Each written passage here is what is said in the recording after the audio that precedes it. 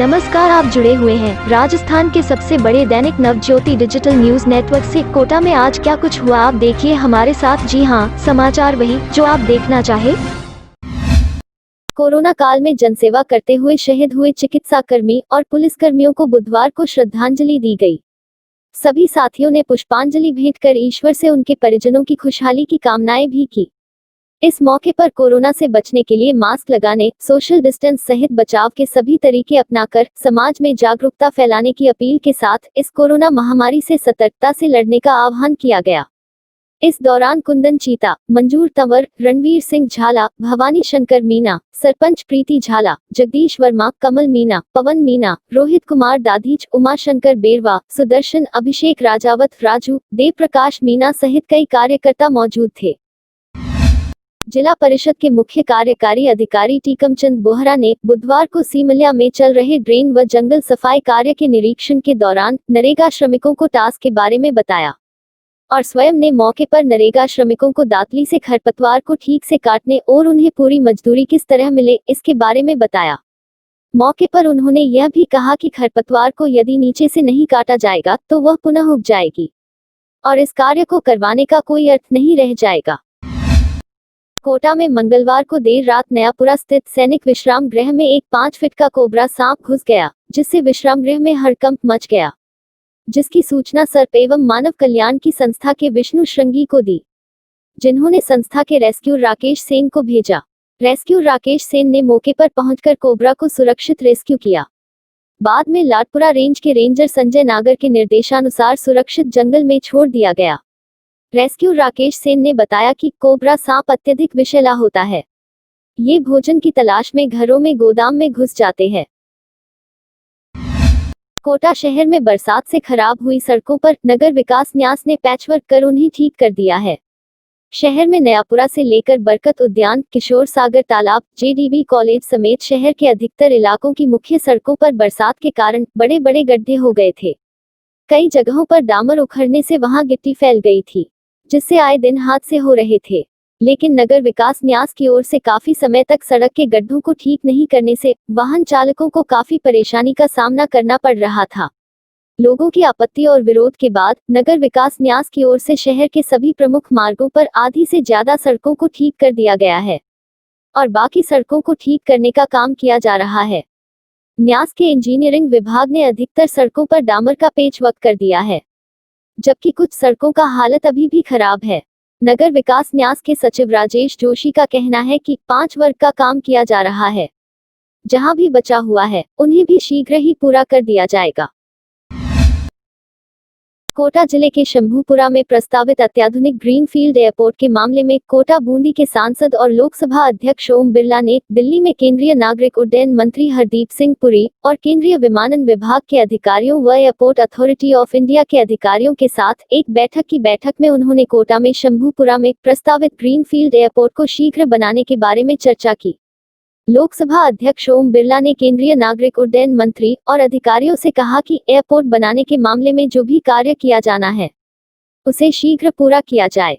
बैठक के बाद केंद्रीय नागरिक उड्डयन मंत्री हरदीप सिंह पुरी ने बताया कि उन्होंने लोकसभा अध्यक्ष के साथ इस संदर्भ में विस्तृत चर्चा की है।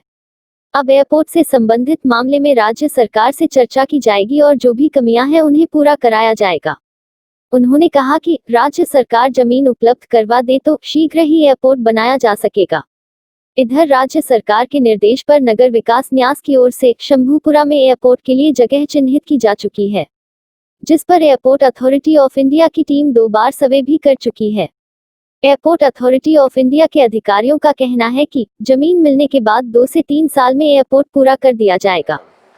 ऑनरेबल स्पीकर साहब के साथ कोटा के जो हवाई अड्डे के बारे एक मामला जिसके बारे हमारी राज्य सरकार से भी चर्चा काफ़ी देर की हो रही है, तो उसके बारे में चर्चा की और मुझे पूरी उम्मीद है कि ये जो प्रपोज़ल है कोटा में नया हवाई अड्डे बनाने का, हम इसको जल्द से जल्द इसको हम आगे बढ़ा सकें और आने वाले दिनों में हम स्टेट गवर्नमेंट के साथ बाकी जो इश्यूज़ हैं एग्जिस्टिंग एयरपोर्ट की और नए एयरपोर्ट बनाने की, we hope to complete those discussions for a very early decision.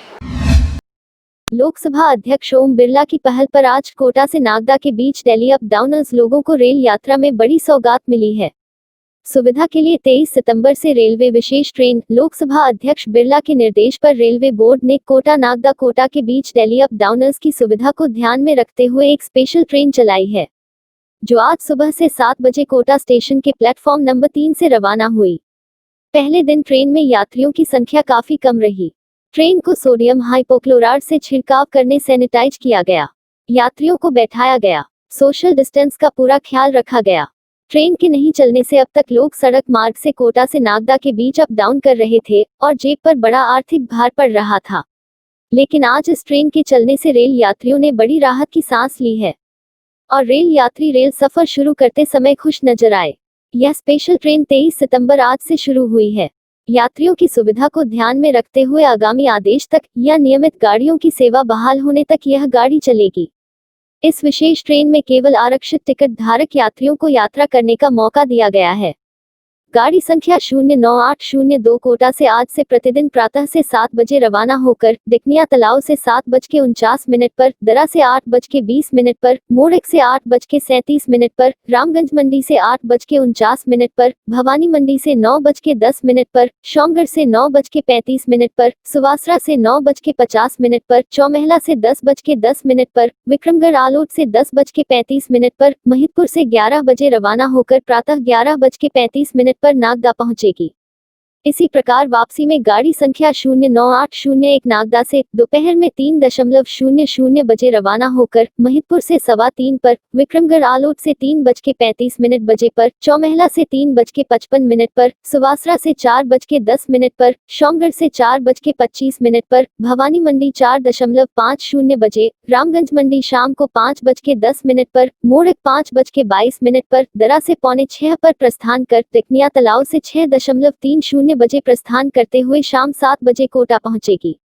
इस ट्रेन में कुल 14 कोच है, जिसमें से 3 चेयर कार कोच, 9 सामान्य द्वितीय श्रेणी कोच व 2 एसएलआर कोच है। मार्ग में यह विशेष रेलगाड़ी डिकनिया तालाब, दरा, मोरक, रामगंज मंडी, भवानी मंडी, शोमगढ़, सुवासरा, चौमहला, विक्रमगढ़ आलोट एवं महिदपुर रेलवे स्टेशनों पर रुकेगी।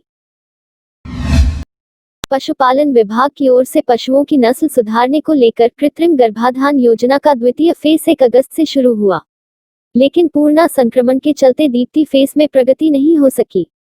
पशुओं के लिए ऑक्सीजन और नाइट्रोजन के सिलेंडर को संक्रमण मरीजों के लिए रिजर्व होने से इस योजना की गति धीमी हो गई। 1 महीने में 3200 पशुओं की नस्ल ही सुधारी जा सकी। जिले में 50,000 दुधारू पशुओं के कृत्रिम गर्भाधान का लक्ष्य है। प्रत्येक गांव से 100 गाय व 100 भैंसों का कृत्रिम गर्भाधान किया जाना है। जिले के 500 गांवों में इस योजना की क्रियान्वित की जाएगी। ये थे आज के मुख्य समाचार। विस्तार से जानने के लिए पढ़ते रहिए दैनिक नव ज्योति। दैनिक नव ज्योति के YouTube चैनल को सब्सक्राइब करें और ताज़ा अपडेट के लिए बेल आइकॉन दबाएं।